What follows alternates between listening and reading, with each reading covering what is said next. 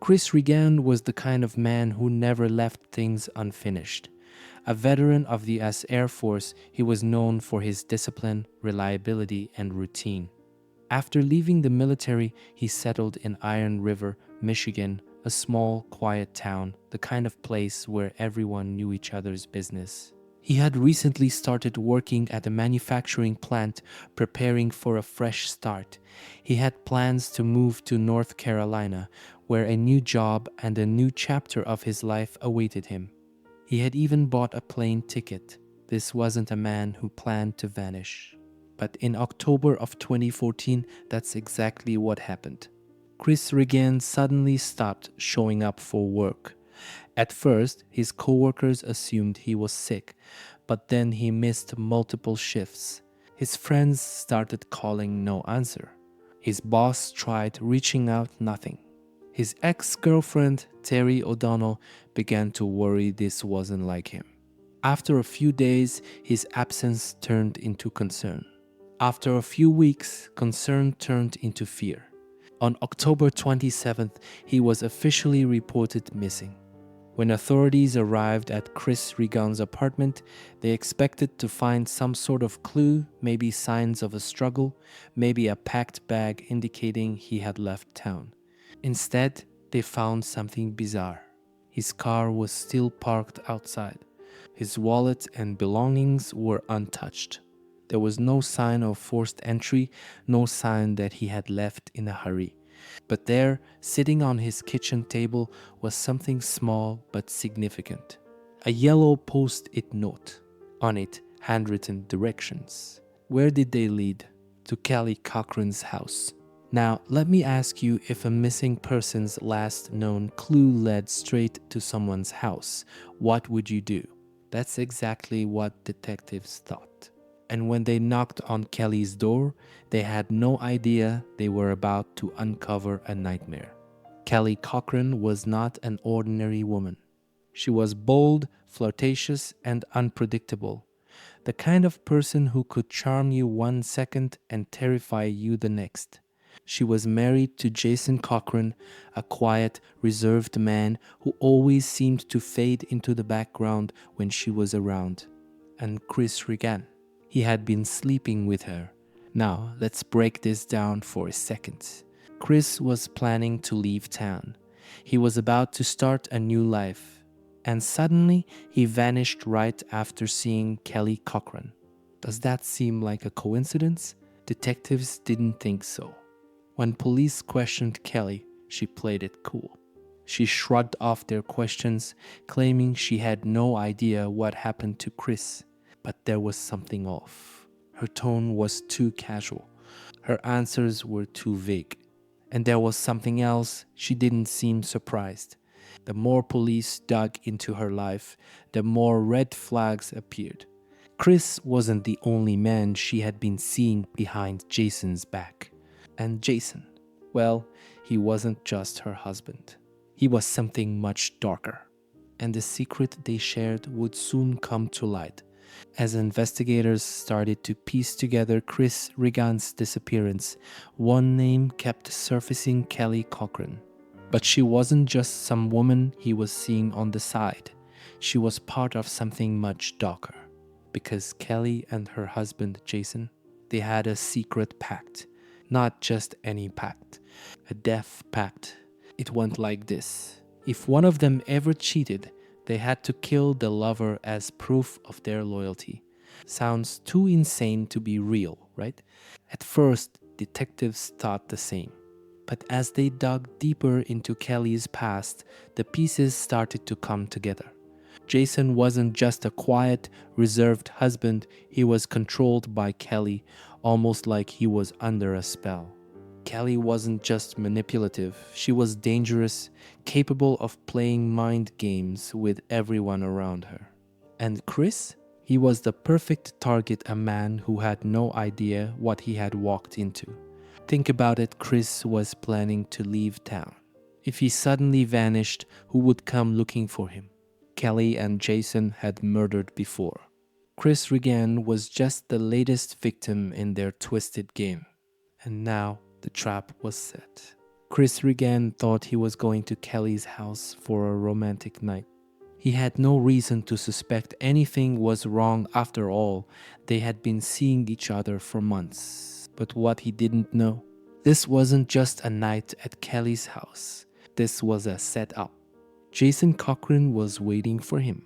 The moment Chris stepped through the door, Jason jumped out of the shadows. A gunshot rang out. Chris collapsed onto the floor. Blood soaked the carpet. And just like that, he was dead. But the nightmare? It wasn't over yet, because Kelly and Jason had a problem, a body they needed to get rid of. And what they did next, it was worse than the murder itself. Now, I need to ask you something. What would you do if there was a dead body in your house? Most people would panic. Most people would run. Most people would do something stupid. But Kelly and Jason, they had a plan. They didn't just move the body. They didn't just bury it. They butchered it, piece by piece. They dismembered Chris Regan's body, carefully cutting him apart so there would be no evidence left behind. And here's the most chilling part. Police never found a single trace of him. No body, no remains, no crime scene. It was as if Chris Regan had never existed. And for nearly 2 years, his disappearance would remain a terrifying mystery until another murder finally brought the truth to light. Chris Regan's disappearance wasn't just a mystery, it was a vanishing act. For nearly 2 years, there were no answers, no body, no crime scene, no evidence. It was as if Chris Regan had never existed. The police had suspicions, but without a shred of proof, there was nothing they could do. Kelly and Jason Cochran, they were free, walking the streets, living their lives, hiding a horrifying secret. And maybe, just maybe, they thought they had gotten away with murder. But secrets like this, they don't stay buried forever. Because in 2016, something happened that no one saw coming. Kelly Cochran turned on Jason. And this time, the blood was on her hands. Now, let me ask you, what kind of person makes a pact to kill someone, goes through with it, and then turns around and kills their own partner? Kelly Cochran. This is where things get even darker. Chris Regan's murder had been Jason's idea, right? Jason was the one who pulled the trigger, right? Jason was the one who dismembered the body, right? So why did Kelly kill him? Because according to her, Jason had taken away the only man she ever truly loved, Chris. Let that sink in for a second. She helped kill Chris. She helped dismember his body. And then she resented Jason for it. So how did she do it? She injected Jason with heroin. She waited until he was too weak to fight back. And then she smothered him to death. Just like that. The deadly pact ended in murder and betrayal.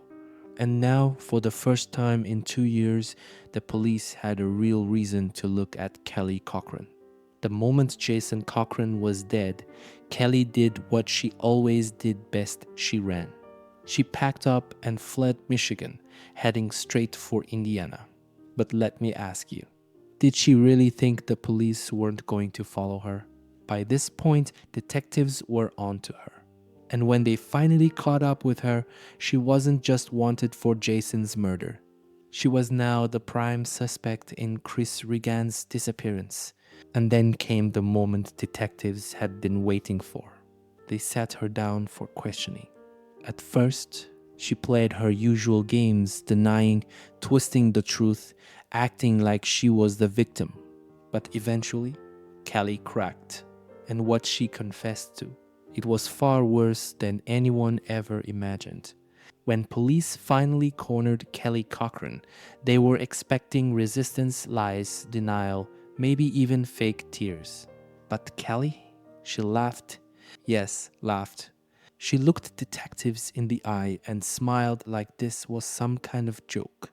And then she confessed. She admitted she had helped murder Chris Regan.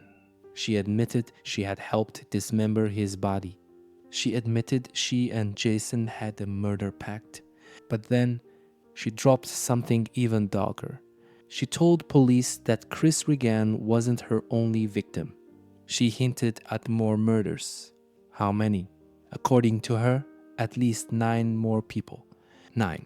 Let that sink in. If what she said was true, that would make Kelly Cochran a serial killer. But was she telling the truth? Or was she just playing a twisted game? Now, let me ask you something. Do you think Kelly Cochran killed more than just Chris Regan and Jason Cochran? According to her, the answer was yes. She told investigators she had killed at least 9 more people spreading across multiple states. But here's the problem. She never gave any names. She never gave locations. She never provided any real proof. The FBI and local authorities tried to verify her claims. They dug into cold cases. They looked for missing persons. They tried to connect her to other unsolved crimes. But they never found a single confirmed victim beyond Chris and Jason. So what does that mean? There are 2 possibilities. She was lying, enjoying the attention, feeding off the fear, keeping police guessing. She was telling the truth, and there are 9 bodies out there still undiscovered. Which do you believe? Because either way, Kelly Cochran was not done shocking the world. Now, I need to warn you, this next part is truly disturbing. Murder is one thing, but what if Kelly Cochran took it even further? There was a rumor one that chilled even the most hardened detectives. Some investigators believed Kelly did something even worse than just killing Chris Regan. They suspected that she cooked parts of his body and served them to guests at a dinner party. Yes, cannibalism. Think about that for a second. Imagine sitting at a dinner table, eating a home-cooked meal, and having no idea what you were really eating. Now, was this proven? No. To this day, there is no physical evidence that Kelly Cochran actually cooked and served human flesh. But investigators never found Chris Regan's remains, and the fact that Kelly never denied it, that only made the theory even more terrifying. Was she a cold-blooded serial killer? Or was she something even worse? A cannibal? And if she really fed human remains to others, did those guests ever know what they had eaten? To this day, the truth remains a chilling mystery. When Kelly Cochran walked into the courtroom, people expected to see some sign of remorse. Maybe guilt, maybe shame, maybe even tears. But Kelly? She showed nothing. No emotion, no regret, no fear. It was as if she didn't care what was happening, as if none of it mattered to her. The prosecution laid out the horrific details of Chris Regan's murder. How she had lured him into a trap. How Jason shot him. How they dismembered his body and made him disappear. The jury listened in shock. But Kelly? She sat there completely unfazed. Then came the verdict. Guilty. She was sentenced to 65 years in prison for her role in Chris Regan's murder. But that wasn't the only sentence. Chris Regan wasn't her only victim. There was another murder, one even more personal. Her own husband, Jason Cochran. She had drugged him. She had smothered him to death. And for that, she was sentenced to life in prison without parole.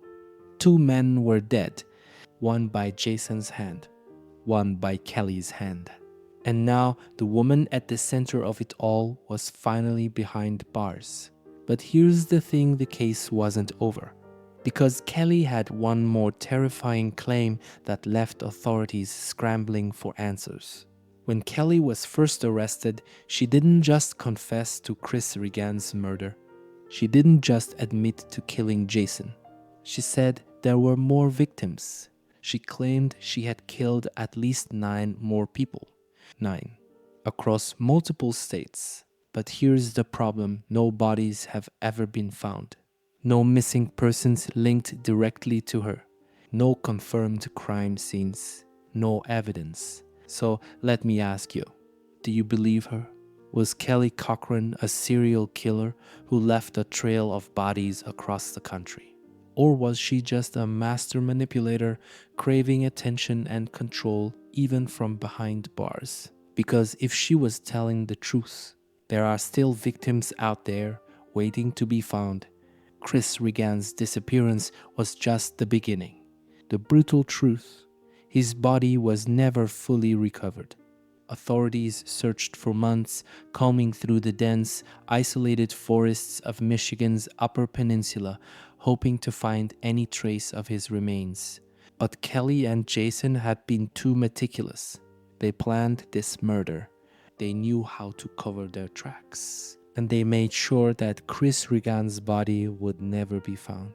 So what really happened to him? There are several theories. Some believe his remains were buried deep in the woods, scattered in multiple locations, so that even if someone found one piece, they would never find the rest. Others think Kelly and Jason went even further, that they completely destroyed his body. But here's the most horrifying theory of all. Some believe that Chris Regan wasn't just disposed of. Some believe that parts of his body were cooked and eaten. Investigators never found Chris's remains. They never recovered a single bone. That fact alone leaves a chilling possibility. Did Kelly and Jason do something even worse than murder? If they were willing to kill him, if they were willing to butcher him, then what else were they capable of? And if Chris Regan's remains were truly destroyed, then his family may never get the closure they deserve. So let me ask you, what do you think happened to Chris Regan? At the heart of this case was a sick and twisted agreement between two people. A marriage built on bloodshed. A relationship held together by a murder pact. Kelly and Jason Cochran didn't just share a home. They shared a promise, a deadly vow. If one of them ever cheated, they would kill the lover. Think about that for a second. This wasn't just jealousy. This wasn't just revenge. This was something much darker. This was control. This was power. This was a relationship built on fear, manipulation, and death. And yet Kelly didn't seem to care. Chris Regan's murder, she helped make it happen. Her husband's murder, she planned it herself. And when she was finally caught, she didn't break down. She didn't cry. She didn't beg for forgiveness. She didn't even flinch. Because to Kelly Cochran, this wasn't tragic. This wasn't painful. This was just part of the game. Kelly Cochran never apologized for what she did. She never showed remorse. She never admitted to feeling guilt. In fact, she once described murdering Jason Cochran as the happiest day of her life. Let that sink in. She killed her husband. She watched him die. And she said it made her happy. How cold does someone have to be to say that? How twisted does your mind have to be to feel no guilt over ending someone's life? To Kelly Cochran, people were nothing more than tools. Chris Regan, just a pawn in her deadly game. Jason Cochran, just a man she grew tired of. And when she was finally put away for life, she never gave investigators the answers they needed. She hinted at more victims. She teased about more murders. But she never told the full truth. Because to her, the mystery was power. The unknown was control. And even from behind bars, Kelly Cochran made sure the world would never forget her name. Chris Regan was a veteran, a hard worker, and a man with dreams of a new life. He was supposed to move to North Carolina, start fresh, and leave Iron River, Michigan behind. But instead, he was lured into a death trap, murdered in cold blood, and erased from existence. His family never got a body to bury. His friends never got to say goodbye. He deserved better. And what about Jason Cochran? Yes, he was a willing accomplice in Chris Regan's murder. Yes, he followed through with the twisted murder pact. But in the end, He became Kelly's next victim. He thought she was his partner. He thought they were in this together. He thought their deadly game was over. But Kelly had other plans. She used him. She killed him. And then she walked away like it was nothing. So what about Kelly Cochran? She's locked up for life. But does that mean the story is over? Because the one thing we still don't know, how many secrets is she still keeping? Now, let me ask you one last thing. Do you believe Kelly Cochran is hiding more secrets? Because if she was telling the truth about having 9 more victims, that means somewhere there are families still waiting for answers. Somewhere there are bodies that have never been found. Somewhere the true scope of Kelly Cochran's horror is still unknown. Or was it all a lie? Did she just enjoy the attention? Did she just want to keep investigators guessing? Because if she was lying, that means she manipulated the world until the very end. And if she wasn't, how many more victims are out there waiting to be found?